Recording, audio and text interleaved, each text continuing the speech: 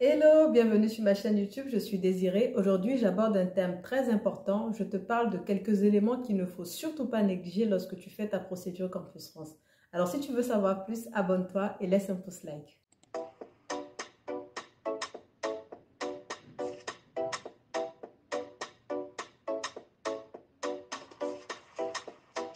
Si je te parle de ces éléments que tu ne dois surtout pas négliger lorsque tu fais ta procédure, c'est parce que je ne veux pas que tu sois déçu à la fin. Parce qu'après, tu finis et puis tu n'as pas les admissions et tu es déçu, tu te dis, mais qu'est-ce qui n'a pas marché? Donc, il faut, un homme averti en vaut deux. Il faut que tu saches ce que tu ne dois surtout pas négliger. Alors, la première chose à ne pas négliger, ce sont tes moyennes. Il faut t'assurer que durant tes 3 dernières années précédentes, tu as eu de très bonnes moyennes. Parce qu'au fait, un recruteur ou celui qui analyse les candidatures, il prendra l'étudiant qui a des moyennes les plus élevées. C'est tout à fait logique. Si toi, on te présente deux candidatures, un, il a 18, l'autre, il a 10, ou des fois, il a 9, des fois, il a 8, qui est-ce que tu choisiras? C'est sûr que tu prendras celui qui a de bonnes moyennes. Donc, si tu regardes ma vidéo aujourd'hui et que tu veux faire la procédure Campus France dans les années à venir, assure-toi de cartonner au fait pendant que tu es encore sur les bancs. Assure-toi d'avoir de très bonnes moyennes pour ne pas être déçu, pour ne pas avoir un motif de refus, par exemple, niveau insuffisant. Donc voilà, et si tu as déjà commencé ta procédure, que tu as des moyennes qui sont basses, ça ne veut pas dire que tu seras refusé, mais il faut t'assurer de bien faire en fait les autres points dont je vais te parler. La deuxième chose que tu ne dois surtout pas négliger, c'est ta lettre de motivation ou du moins tes lettres de motivation. Je prends un exemple, tu es élève en terminale et tu veux venir étudier en première année en France et tu es en train de faire ta procédure Campus France. Tu as droit à 3 choix. Alors, fais 3 lettres de motivation différentes. Pourquoi je dis ça? Même si tu candidates 3 fois en informatique, tu vas te dire, mais c'est en informatique, je fais une lettre de motivation et je copie 3 fois la même lettre pour les 3 universités différentes. Non, parce que lorsqu'on va lire ta lettre de motivation, on va se rendre compte au fait que tu ne l'as pas adressée uniquement à une personne. Tu as fait une lettre de motivation bateau, une lettre de motivation globale au fait qui passe partout. Non. Les universités veulent voir tes réelles motivations. Ils veulent voir pourquoi tu choisis cette école, cette formation et pas une autre. Donc, lorsque tu fais une lettre de motivation, en fait, pose-toi la question, pourquoi on doit t'accepter dans l'école? Qu'est-ce que tu as comme atout? Qu'est-ce que tu as comme moyenne? Qu'est-ce que tu as comme compétence? Et tu sais ce que tu dois mettre dans la lettre. La lettre de motivation, en fait, lorsqu'on la lit, on doit savoir qui est ce candidat et pourquoi il est motivé. Quand on dit motivation, c'est ce qui te drive au fait, pourquoi tu choisis cette école et pas une autre? Pourquoi cette formation et pas une autre formation? Qu'est-ce que tu as dans ton sac? Quel est ton bagage intellectuel pour être admis dans cette formation-là? Donc, tu dois mettre tout dans cette lettre-là. La lettre, au fait, quand on finit de la lire, on doit dire « j'accepte cet étudiant ». Si on lit ta lettre de motivation et qu'on n'a pas envie de t'accepter, ça veut dire que tu as fait une mauvaise lettre de motivation. Lorsque tu fais ta lettre de motivation également, il faut te faire lire au fait par une autre personne. Vérifie tes fautes d'orthographe. Assure-toi que tu as tout fait comme il se doit et que tu n'as pas écrit une lettre de motivation chiffon ou un brouillon pour mettre sur Campus France et tu espères derrière que tu seras accepté. Non, tu ne seras pas accepté si tu fais une lettre de motivation parce que ça compte. Si tu fais une lettre de motivation à la hâte, au fait, tu ne seras pas accepté parce que c'est vraiment important. C'est ce qu'on regarde. Après avoir regardé tes moyennes, directement, ils vont sur la lettre de motivation pour savoir pourquoi. Parce que si tu as des moyennes basses, par exemple, on regarde ta lettre de motivation et on se dit, tiens donc, il n'a pas de bonne moyenne, mais il a fait une lettre de motivation, il est vraiment motivé. Des fois, on prend des candidats qui ont de bonnes lettres de motivation et on laisse des candidats qui ont de bonnes moyennes. Pourquoi? Parce que quelqu'un a 18 de moyenne, mais il fait une lettre de motivation, on n'a pas l'impression qu'il est motivé. Et celui qui a la moyenne la plus basse, mais il est tellement motivé qu'on le prend. Donc, des fois, ce n'est pas seulement les moyennes qui jouent dans la barque, au fait, mais c'est aussi la lettre de motivation. Donc, lorsque tu rédiges ta lettre de motivation, mets-y du sérieux et vraiment écris, au fait, avec un français soutenu. Sois vraiment dedans, au fait. Quand on lit ta lettre, qu'on se dise « je l'accepte ».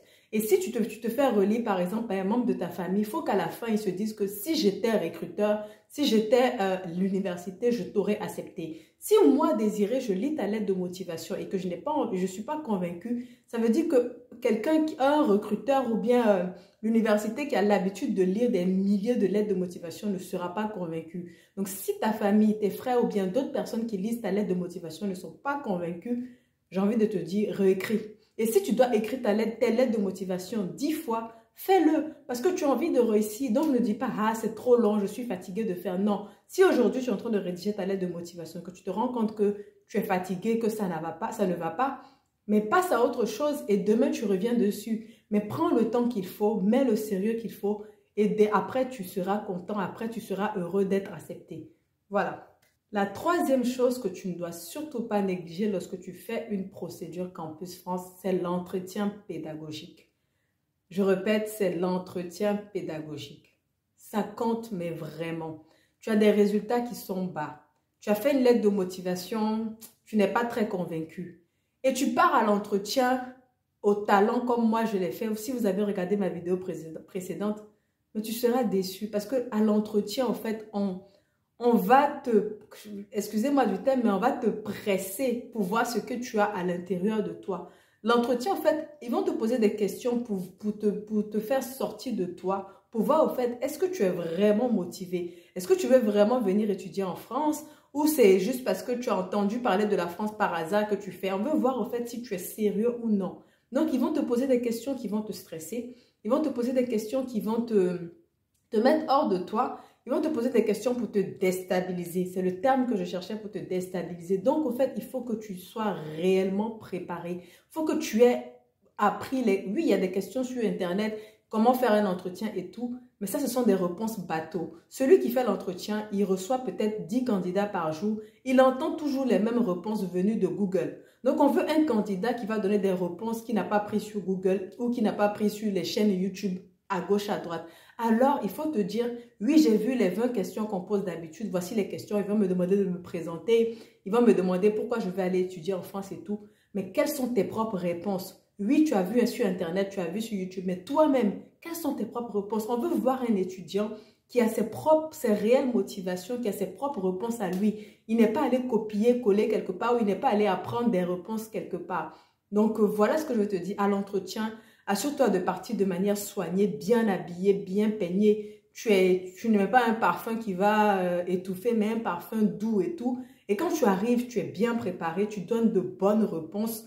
On se dit, mais celui-là, il faut qu'on l'accepte au fait. Quand tu finis l'entretien, il faut que la personne qui t'a fait l'entretien se dise, c'est ce candidat-là et pas un autre. C'est celui-là, au fait, qu'on doit accepter et pas un autre. Si on n'accepte pas celui-là dans cette filière, il manquera quelque chose. Il faut qu'on se dise ça. Mais si tu viens à l'entretien, présentez-vous, tu sais, même te présenter, au fait, tu balbuties, tu vois. Donc, tu ne seras pas accepté, tu seras dessus. Mais l'entretien, on le néglige souvent, mais il compte beaucoup. Ensuite, la quatrième chose qu'il ne faut surtout pas négliger pour ta procédure Campus France, c'est ton dossier, au fait. Comment tu montes ton dossier? Il faut que tu aies un dossier cohérent. C'est-à-dire, au fait, que tu as entendu ou tu as lu quelque part que l'université de Corse, c'est une université qui accepte facilement les étudiants. Mais à l'université de Corse, ils sont spécialisés peut-être en informatique. Et toi, tu as envie de faire marketing. Mais comme tu sais que, bon, là-bas, ils acceptent ils acceptent les étudiants. Bon, je vais candidater là-bas quand même.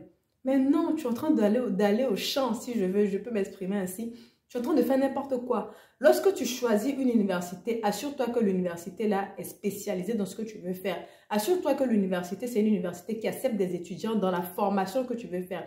Ne choisis pas une université parce que on dit qu'elle accepte facilement. Tu risques d'être déçu.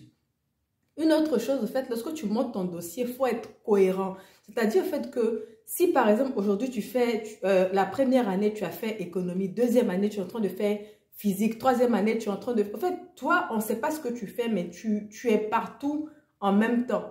Sauf si tu veux te réorienter, on peut comprendre. Mais si tu es un étudiant, en fait, qui fait tout et n'importe quoi, il a tourné. En fait, on ne comprend pas ton dossier, on ne sait pas qui tu es et toi-même, tu n'arrives pas à expliquer. Tout est incohérent. Par exemple, ta lettre de motivation, tu veux faire quelque chose, mais tu postules pour une autre chose. Il faut que ton dossier soit cohérent de A à Z. Lorsqu'on prend tes relevés de notes, par exemple, quand je parle de cohérence aussi, ça revient au relevé de notes. Tu veux venir étudier en informatique, on prend ton relevé de notes le premier trimestre, tu as de bonnes moyennes en mathématiques. Deuxième trimestre, ça fluctue. Troisième trimestre, on ne sait pas trop. L'année d'après, c'est pareil. Donc, en fait, on ne sait pas si tu es scientifique, si tu es littéraire, si tu es au milieu, parce que un jour, tu as la moyenne dans la littérature, un autre jour, tu as la moyenne dans les matières scientifiques. tu tangues au fait, tu n'es pas très cohérent, tu n'es pas stable comme étudiant, on ne va pas t'accepter, malheureusement. Tu as maintenant les informations qu'il faut entre tes mains, essaie d'en tenir compte, il ne faut surtout pas les négliger, il ne faut pas te dire c'est une vidéo comme les autres et tu passes à autre chose. Non, il faut vraiment les mettre en application pour être sûr d'avoir une admission. Je vais te faire un résumé. La première chose que tu dois éviter, c'est d'avoir des moyennes basses. Si tu as des moyennes basses, ce n'est pas une fatalité, tu peux toujours être accepté en faisant des lettres de motivation structurées avec un langage soutenu, sans faute d'orthographe, où tu dis vraiment, réellement, qu'est-ce qui te pousse à candidater dans cette université et dans cette filière. Troisième chose, il faut aller à l'entretien en étant bien préparé. Il ne faut pas arriver à l'entretien et commencer à réfléchir ou c'est comme si c'est là que tu es en train de penser aux réponses. Non, il faut que tout soit déjà anticipé. La dernière chose, c'est de monter un dossier cohérent. Si tu as fait plusieurs études, tu as fait plusieurs filières, que tu penses que ton dossier ne sera pas cohérent, rapproche-toi d'un professionnel, écris-moi si tu veux, je pourrais t'apporter mon aide ou tu pars directement à l'agence Campus France de ton pays et tu leur poses ta problématique, ils t'apporteront leur aide.